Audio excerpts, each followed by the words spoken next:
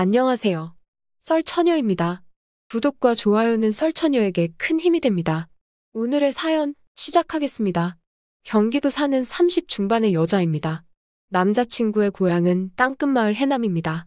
대전으로 발령나면서 우리는 만나 사귀게 되었습니다.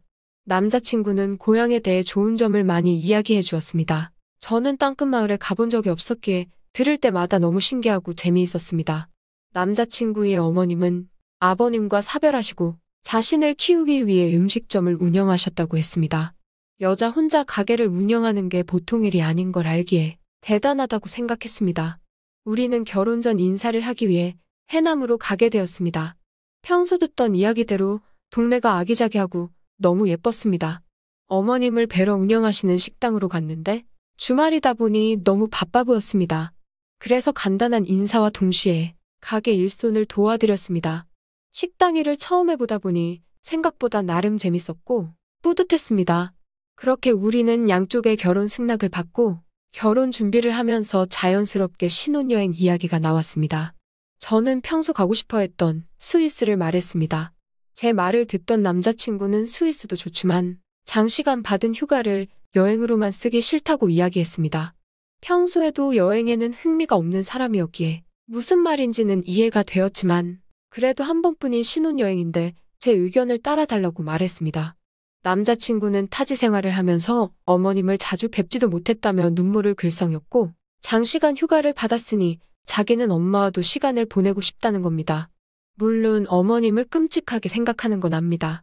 근데 하필 신혼여행 휴가 계획 때 이야기를 하는 건지 어머님은 홀로 힘들게 키우셨기도 했고 눈물을 호소하며 말하는 남자친구를 보니 우리는 결국 신혼여행을 국내로 돌며 고향도 들리는 코스로 짰습니다. 처음에는 불만이었지만 막상 우리나라에 이곳저곳 둘러보니 좋긴 했습니다. 우리의 방문에 시어머님 역시 좋아하셨습니다. 신혼여행인데도 불구하고 우리는 가게 일을 도울 수밖에 없었습니다. 그렇게 신혼여행 마무리 기간 동안 가게에서 서빙과 양파가게 등 일을 했습니다. 처음에는 시어머님께서도 미안해하셨지만 시간이 지나니 당연하게 저에게 일을 시키셨고 처음이기에 실은 내색을 하기 어려웠습니다.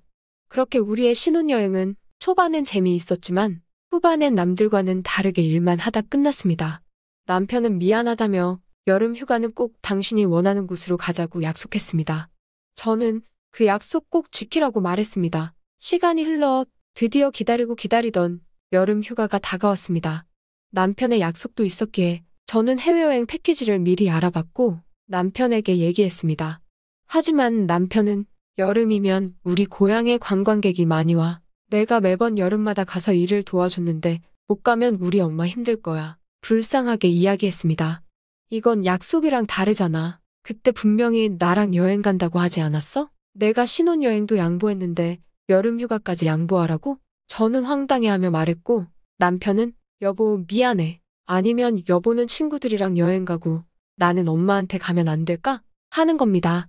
어이가 없어서 같이 가야지 본인이 약속해놓고 이야기하니 정말 미안해. 엄마도 내가 당연히 우는 줄 알고 계셔서 차마 못 간다고 말을 못했어. 라고 남편은 대답했습니다. 처음에는 나 혼자라도 갔다 올까 하다가 남편 혼자 어머님 댁에 방문하면 어머님이 안 좋게 보시겠지 하는 생각이 들었습니다. 잠시 생각을 한 뒤 남편에게 이야기했습니다.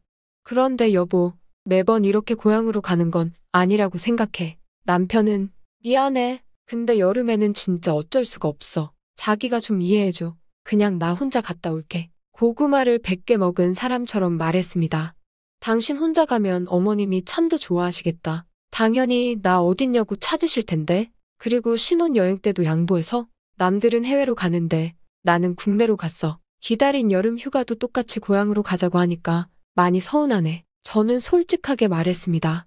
이야기를 듣던 남편은 그래도 자기야, 다른 곳 가면 숙박비에 이것저것 들지만 고향 가면 비용도 아끼고 엄마도 보고 일도 도와드리고 좋잖아. 대답했습니다.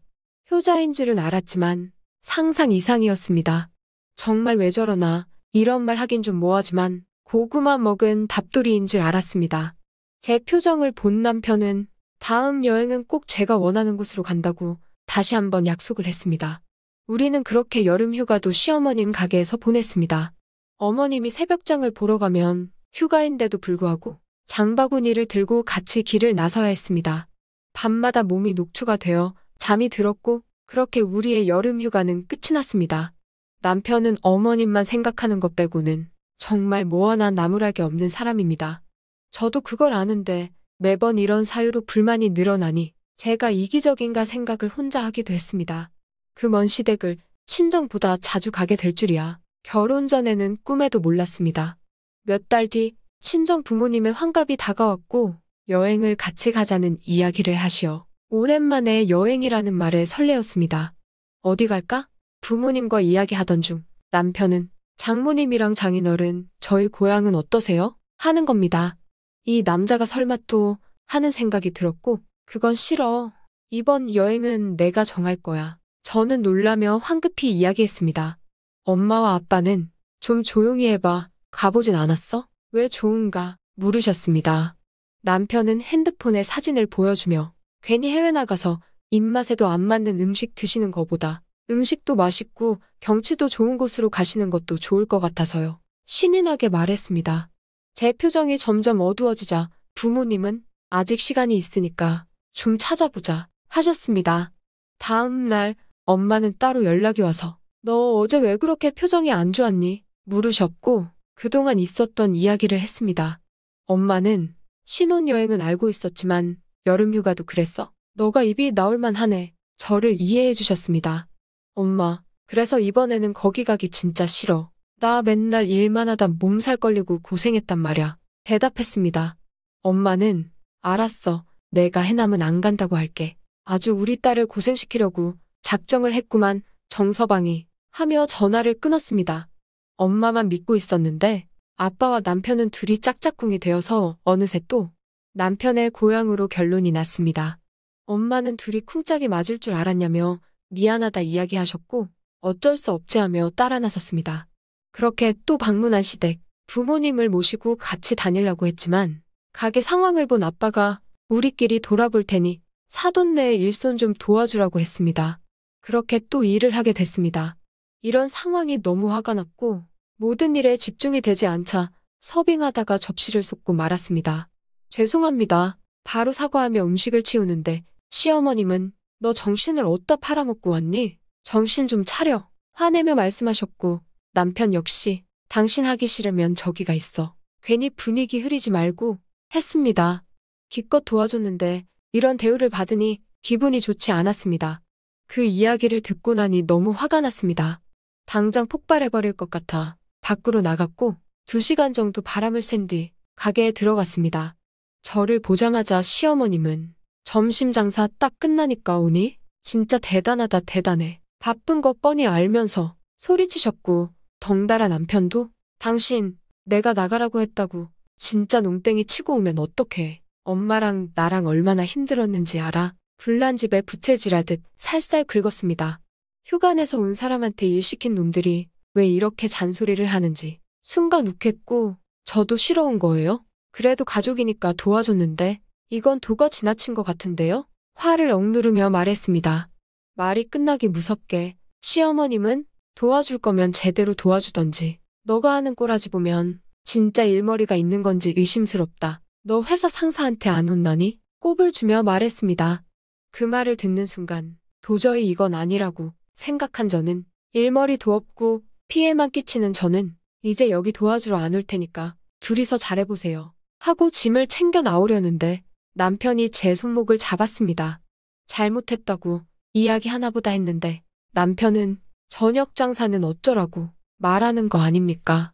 내가 이런 대우받으면서 좋은 마음으로 일하겠어? 하며 잡힌 손목을 빼버렸습니다.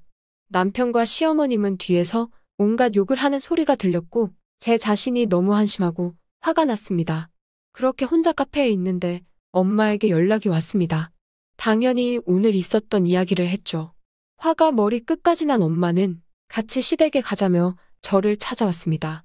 엄마와 함께 시어머님 가게로 갔고 엄마는 사돈 이야기 들었어요. 그동안 사돈 힘드실까봐 가만히 있었는데 열심히 도와준 애한테 이게 무슨 대우입니까? 말씀하셨고 너 그새 네 엄마한테 쪼르르 가서 일렀니? 저를 째려보며 말씀하셨습니다. 그러면서 엄마를 보시며 시어머님은 말씀하셨고, 사돈도 아시겠지만 가게 일은 손발이 맞아야 해요. 근데 며느리가 도와준다고 하면서 사고 친 게 한두 개가 아니라서 제가 어른으로서 한마디 좀 했습니다. 그게 그렇게 잘못입니까? 이야기하셨습니다. 당연히 처음 하는 일이고 서툴 수 있는데 안 입고 오면 사람을 쓰세요. 왜 계속 애들 불러서 일을 시키세요? 하며 엄마가 대답했습니다. 옆에 있던 남편은 당신, 이게 뭐 하는 짓이야? 당신 하나 때문에 집안 분란을 일으켜야겠어? 했고, 너 잘 걸렸다 싶어? 분란, 누구 때문에 이렇게 됐는데? 당신이랑 결혼하고 지금이 3번째 여행이야. 근데 맨날 이놈의 고향만 와가지고 일만 했어. 당신은 미안한 마음도 없지? 저는 화내며 말했습니다. 남편은 다 동의해서 와놓고 왜 딴소리야? 대답했습니다. 동의? 언제 내 동에 들었어? 당신이 맨날 정하고 나한테 가자고 해서 따라 나왔지. 이야기했습니다. 우리 엄마 도와드리는 게 그렇게 불만이야? 당신 인성이 왜 그래? 남편은 말도 안 되는 소리를 짓거리고 있었습니다. 인성? 나도 처음에는 좋은 마음으로 도와드렸어. 명절 이런 건 다 이해해. 근데 매번 휴가 때면 여기 오자고 하는 당신을 보면 진짜 숨이 막혀. 듣고 있던 시어머님은 뭐 숨이 막혀? 너 일 좀 도와줬다고 그렇게까지 말해야 하니? 평생이 일한 나는 그럼 뭐니? 난 처음부터 우리 아들 뺏어갔을 때부터 너 맘에 안 들었다. 저를 째려보며 소리쳤습니다. 시어머니의 과한 모습을 보니 옆에 있던 엄마가 그 입 닥치라고 말했습니다. 결국 두 분은 치고받고 싸우기 시작했습니다. 남편은 양쪽을 말리기 시작했고 저는 옆에 있던 상을 엎어버렸습니다. 그릇들이 바닥에 떨어지면서 그제서야 조용해졌고 다들 저를 쳐다봤습니다. 내 인생에서 이곳은 최악으로 남을 거야. 이딴 곳 다신 안 와. 야, 결정해. 너 여기 다시 올 거니? 남편 놈을 보며 말했습니다. 남편은 여기 안 온다는 건 우리 엄마를 안 보겠다는 말 아냐? 놀라며 말했고 너 같으면 여기 오겠니? 오면 뭐하냐? 맨날 일이나 하는데 남편을 째려보며 대답했습니다. 듣고 있던 시어머님은 나도 너같이 어른 마음 이해 못하는 며느리 필요 없다. 소리쳤습니다. 남편을 보며 당신이 선택해. 물었고 남편은 당연히 우리 엄마지? 대답했습니다. 뒤늦게 온 아빠는 어리둥절하셨고 무슨 일이냐고 물어보는데 씩씩거리며 엄마는 아빠의 등짝을 때렸습니다. 요즘은 살아보고 혼인신고를 하라고 하더라고요. 저 역시도 살아보고 혼인신고를 하려고 했는데 다행이죠. 서류 정리할 것도 없이 그렇게 끝났습니다. 효자는 힘들다는 말이 왜 있나 싶었는데 정말 뼈저리게 느꼈습니다. 평생을 함께할 동반자인데 잠깐의 만남으로 알 수가 없죠. 모두 확실하게 하고 혼인신고 하시길 바랍니다.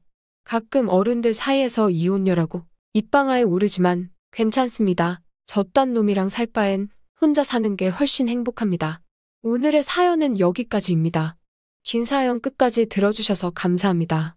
구독과 좋아요는 설처녀에게 큰 힘이 됩니다.